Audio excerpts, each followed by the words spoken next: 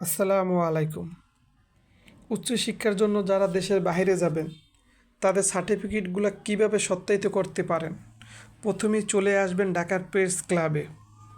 Press ক্লাবের পিছনে মুক্তিযোদ্ধা ভবনের লিফটের সপ্তম তলায় এডুকেশন মিনিস্ট্রি এবং লিফটের অষ্টম তলায় ল মিনিস্ট্রি।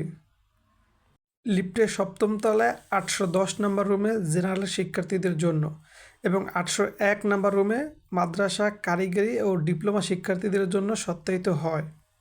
এডুকেশন মিনিস্ট্রি সাধারণত সিরিয়াল ধরে সাথে সাথেই ডকুমেন্টস দিয়ে দেয়।